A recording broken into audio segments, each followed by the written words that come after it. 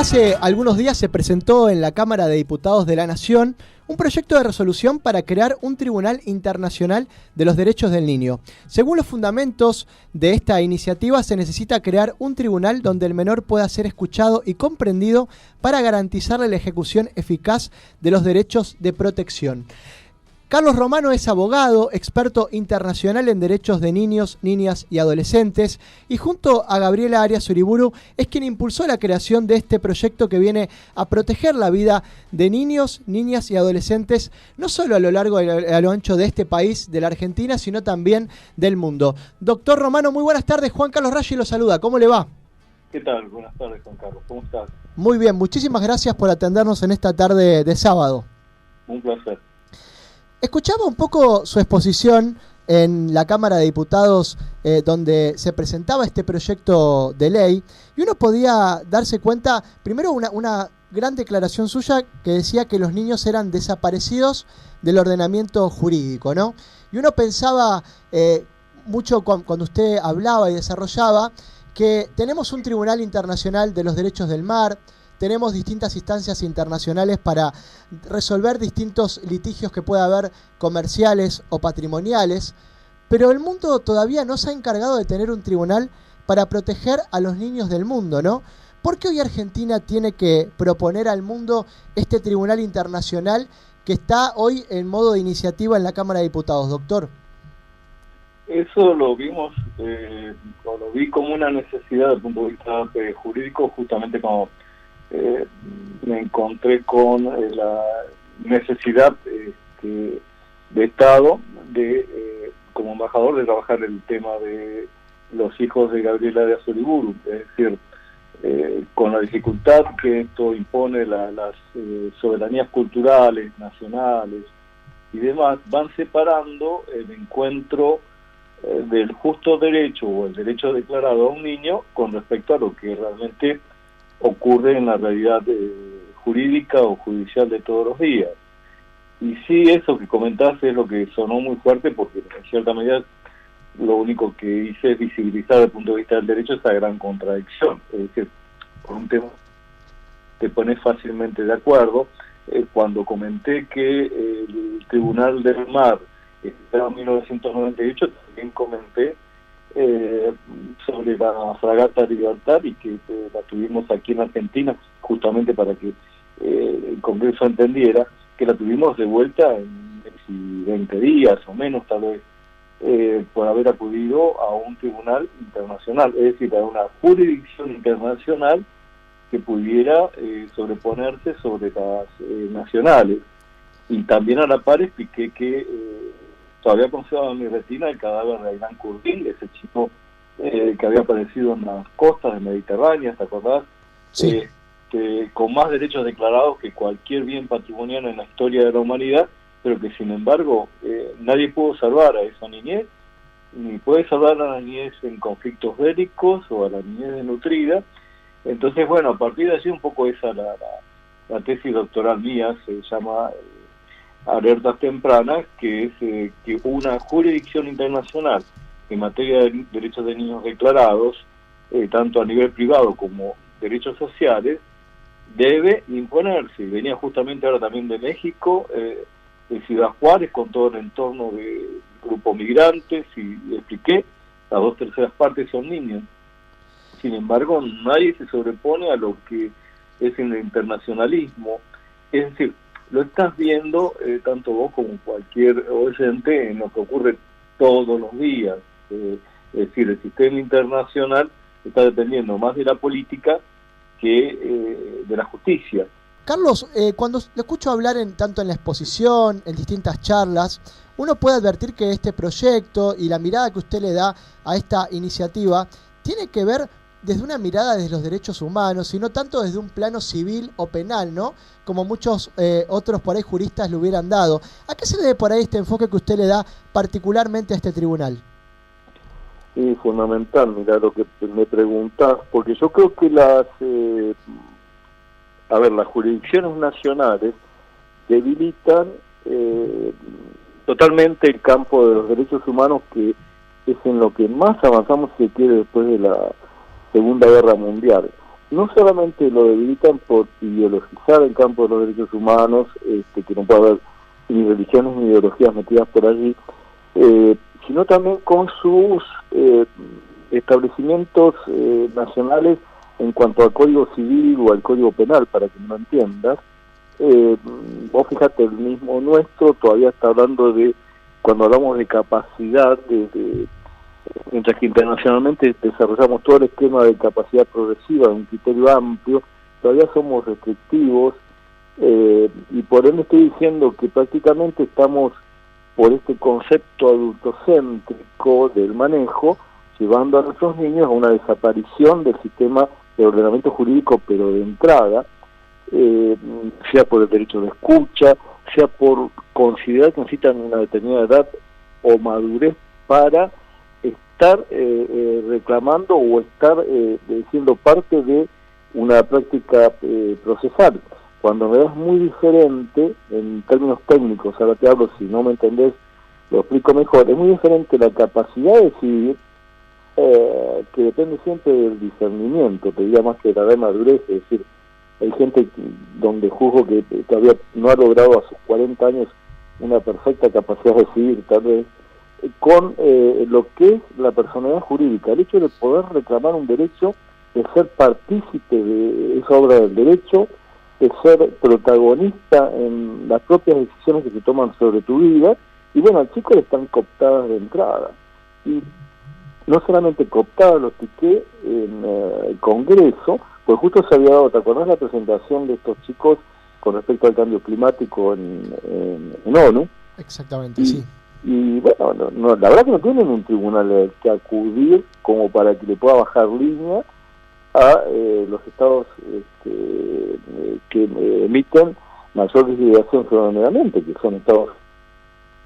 Entonces decimos, ¿por qué no solamente aparte de declarar derechos, no conquistamos la garantía de su ejecución mediante una especie de constitucionalismo social que solamente te lo trae un tribunal de grado, no la opinión de un experto como puedo ser yo o de algún político considerado dentro del esquema mundial?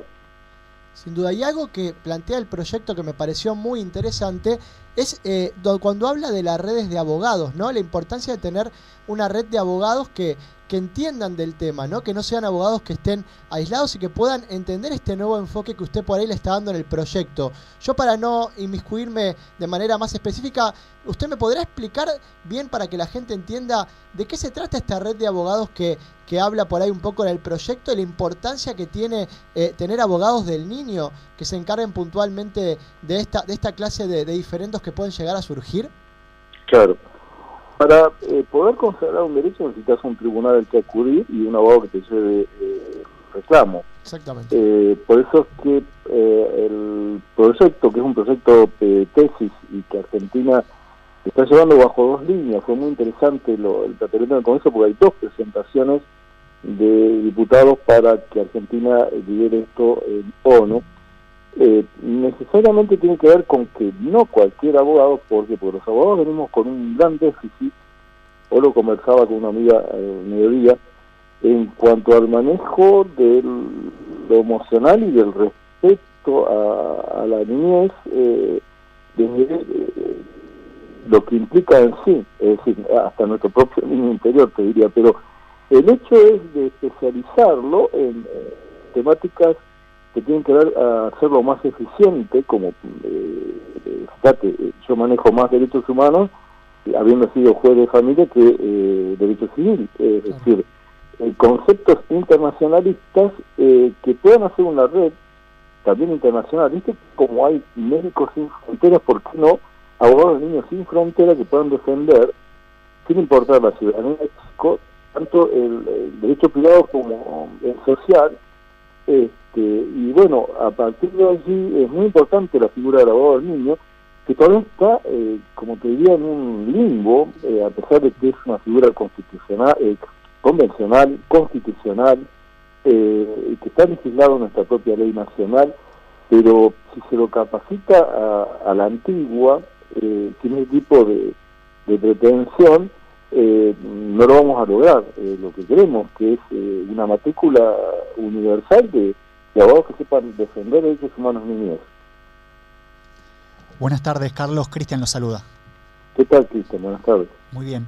Hablaba usted de esta figura del abogado del niño, niña y adolescente. Quería preguntarle si cualquier niño tiene este derecho y la posibilidad real de contar con un abogado a su disposición.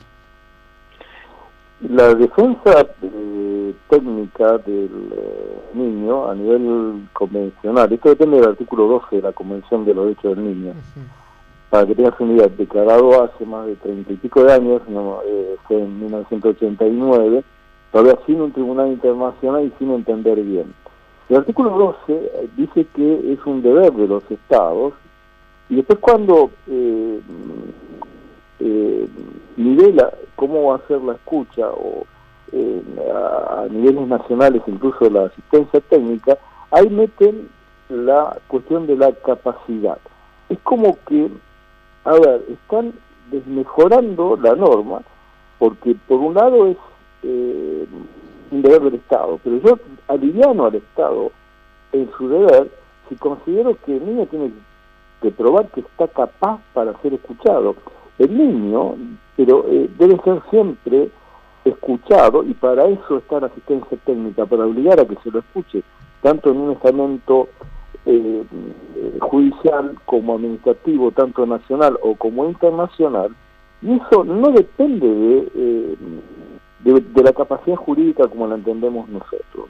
Es decir, la proyección de la defensa técnica, que no es ayudarlo a decidir con qué papá se va a quedar, tiene nada que ver con eso, ¿me entendés? Es llevarlo a que sea escuchado en todo nivel. Y en niveles internacionales, esto es caótico, porque vos fíjate, vos no tenés idea de lo que yo he visto con niños migrantes ahí emplomados contra el muro del sur de Estados Unidos, en Ciudad Juárez, y estos chicos no son escuchados, ni hay una asistencia técnica que obliga a que se los escuche, porque si hubiera tal, por eso digo que el abogado del niño es un defensor de derechos humanos nato, y que nace convencionalmente, por eso debo explicarlo del tipo de derechos humanos, no sabes cuántos problemas se solucionarían asegurando la escucha.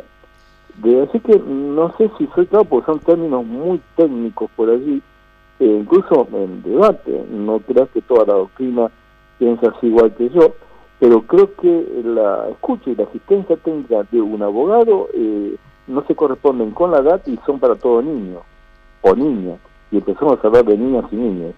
¿Qué te parece? Doctor, recién usted mencionaba el abogado del niño, estábamos hablando de la esfera internacional, ¿no? Y cuando me voy al orden interno, tenemos que nosotros suscribimos las convenciones, lo tenemos también dentro de nuestra propia Constitución Nacional. Hay una ley que está sancionada desde 2005, pero nos encontramos que muchas provincias hoy todavía no implementan de manera operativa esta figura del derecho del niño. ¿Por qué aún cuesta todavía tornarla íntegramente operativa dentro del país esta ley que está sancionada y que prevé la figura del abogado del niño? Mira, tiene que ver con, esto sí es muy internacional, lo estoy diciendo en mis libros, hay un engaño a pichanga para que se entienda de todo esto. Te doy un derecho, pero no aseguro hacerlo ejecutable, o no visibilizo la realidad de lo que está pasando. Entonces se llama hipernormalización, que es un cambio de realidad. Yo estoy creando realidades a través de redes, de fake news, de conveniencias políticas, realidades que son más de interés corporativo que se corresponden con la realidad mundial. El tema del cambio climático tiene que ver así, pero, por ejemplo, ¿vos sabías que el 15% de la población mundial son personas con discapacidad?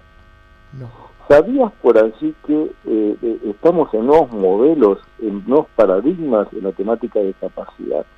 ¿Sabías que tienen una discriminación colosal en materia laboral, por ejemplo, y demás? Y bueno, en la medida que este tipo de cosas necesitan, por alguna razón, dejarse bajo la alfombra, así como la basura que no querés que se vea, en cierta medida también implica que yo voy a legislar con un sentimiento político. Te lo llevo al extremo. Los nazis hicieron eso en Alemania antes de hacer la entrada en la guerra. Y por eso no pudieron ser juzgados en Nuremberg bajo la perspectiva, porque la ley alemana sostenía la discriminación sobre judíos y negros. Es decir, estamos generando leyes a nivel jurisdicciones nacionales que no están representando la avanzada del derecho y mucho menos vinculada a derechos humanos. Y allí la necesidad de forzar esto, y que tiene como elementos principales la dignidad de la persona humana. Primero está la persona, su dignidad personal, el respeto, la reverencia a ese intrínseco de cada ser humano, y después están las leyes que van a conseguir nuestros legisladores conquistar, apreciándose un poco a la par. Pero para eso necesito todo un marco de combate, de lucha. Por eso el abogado del niño, este ejército de abogados internacionales, que vaya recobrando lo que se consiguió desde el punto de vista de las convenciones internacionales, que ahora está pagado con una falsa mutación interpretativa por parte de las políticas nacionales, y esto está ocurriendo en todo el mundo. Es decir, estamos charlando, para que tengas una idea, debatiendo y peleándonos y gritándonos sobre derechos de primera generación, y tanto yo como otros en mis libros estamos hablando de derechos de quinta generación. Quinta generación, sí. Es increíble eso, la verdad que es increíble. Buenas tardes, doctor Romano. Mi nombre es Mariela, ¿cómo está? ¿Qué tal, Mariela? Buenas tardes. Bueno, quería preguntar bien cómo fue que se cruzó en su vida y cómo qué impacto tuvo, ¿no?, el caso de Gabriel Arias Uriburu en su carrera también. Gaby como amiga tuvo un impacto de por sí. Ella estaba presidiendo una fundación, una madre acometida por todo lo que se te pueda circunstanciar, buscando luchar contra un sistema que no estaba instrumentado para eso, y encima con un esquema de multiculturalismo. Yo en ese entonces era juez de familia, experto internacional en temas de sustracciones y demás, y bueno, de allí fue el encuentro que después pude aplicar como embajador y emisario presidencial. Pero el tema esencial es que ahí instalamos, te estoy hablando finales de los 90, algo que ella venía ya jugando con su fundación y en lo personal a nivel internacional, que era el saber declarar cuestiones de Estado cuando los Estados agotaron, no tienen instrumentos legales para ni convenios bilaterales para poder realizar el derecho que le estoy declarando a los niños. Y cambios que me permitió más extenderme en esto que ya venía trabajando yo. Ahora te hablo desde el punto de vista jurídico, no comparemos lo humano. Ahí te diría que le hagas una encuesta a ella. Pero el tema era, a ver, ¿cómo voy a hacer comprensible ese derecho en otra cultura, concretamente la cultura musulmana? O ese derecho está allí antes que legislado, porque, digamos al claro, eso se lleva más que nada por el Corán. Entonces, fue todo un desafío, parecía imposible. Ningún occidental había llegado como funcionario diplomático a hacer este tipo de planteos, y allí la convicción, o sea, Gaby y yo nunca dejamos de ser amigos y siempre seguimos trabajando juntos por cuestiones que tienen que ver incluso con adultos o mujeres, en este caso, que han quedado detrás de la barrera de las culturas, y cada uno su camino. El tema niñez, el mío por supuesto más técnico, pero me permitió ver y probar la ineficacia del sistema internacional, operativamente hablando, ¿no? Y la posibilidad de conquistarla o reconquistarla cuando, no importa cualquier cultura, los hombres entendemos eso, estamos diciendo cosas que después no aplicamos y estamos poniendo siempre al niño en un segundo espacio, aun cuando se trata de intereses de niños. Doctor, ¿cómo fue que decidió volcar sus conocimientos a través de una serie de libros donde uno puede acceder a un montón de información. Sí. ¿Cómo fue que decidí escribir? Claro, claro. Mira, creo que escribí siempre. En realidad yo ya apuntaba vocacionalmente a escribir antes que ser abogado, tanto así que hice bachillerato en letras. Son esas cosas, viste, que diría que primero soy escritor y después persona humana casi, por poco.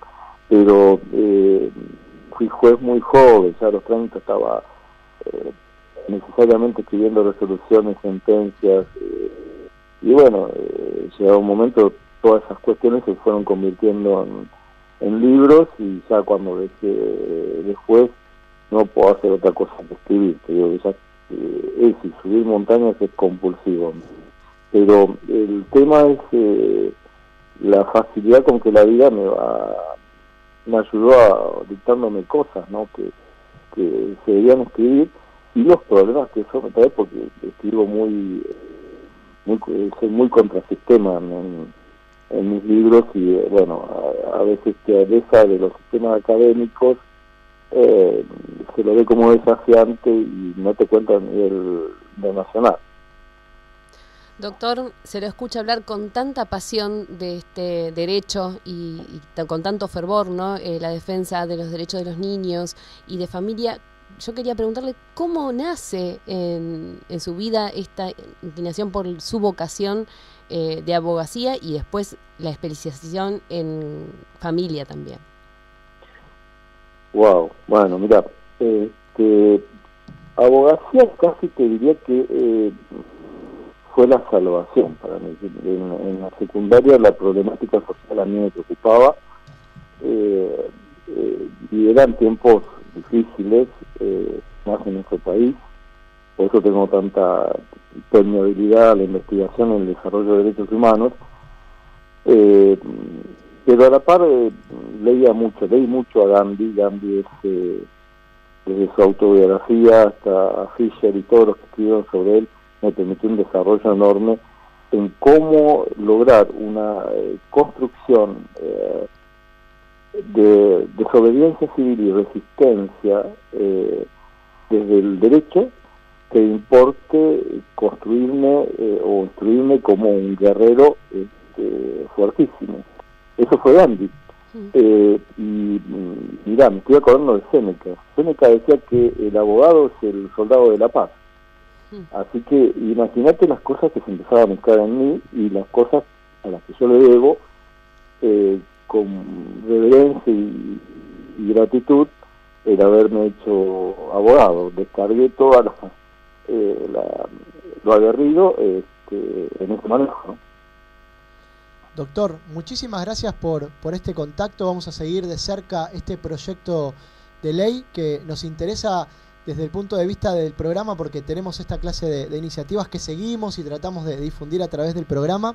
Fue un gusto poder hablar con usted y podamos desarrollar un poquito este proyecto que pone a la Argentina, como usted dijo, a liderar la creación de este Tribunal Internacional de Derechos del Niño, que esperemos que la Cámara de Diputados le dé pronto su media sanción, que senadores haga lo propio y que pronto Argentina se encuentre liderando esto en el ámbito internacional para que este tribunal sea una realidad y un orgullo que lo lideren obviamente desde aquí, desde Argentina. Un abrazo enorme y buen fin de semana. Yo te agradezco y te doy una cosa más. Argentina se lo debe al mundo, se lo debe espiritualmente al mundo esto. La primer constitución que empezó a hablar de dignidad de la persona humana fue la alemana en 1949, recién salidos de la guerra.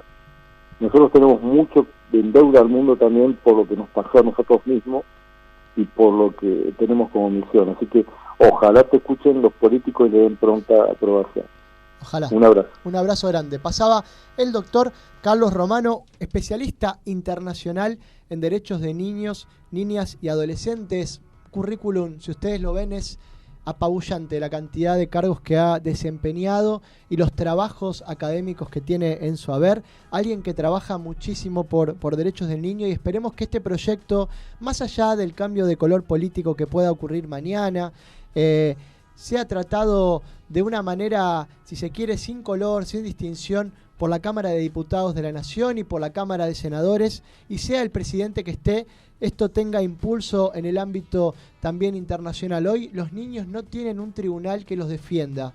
Hoy los niños son víctimas de migraciones que son obviamente en el contexto de muchos abusos, de violaciones fragantes a sus derechos del niño que están en la Convención de Derechos del Niño.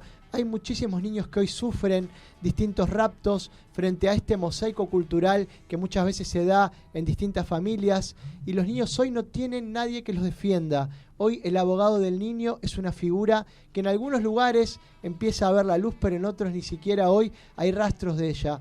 Por eso esperemos que los políticos y la clase política asuma esta responsabilidad y logre que este proyecto sea ley pronto. Esperemos que podamos verlo y que el presidente que esté de turno lo promulgue rápidamente y ponga a la Argentina a liderar este proyecto tan, pero tan bueno que el doctor Carlos Romano presentó allí en la Cámara de Diputados.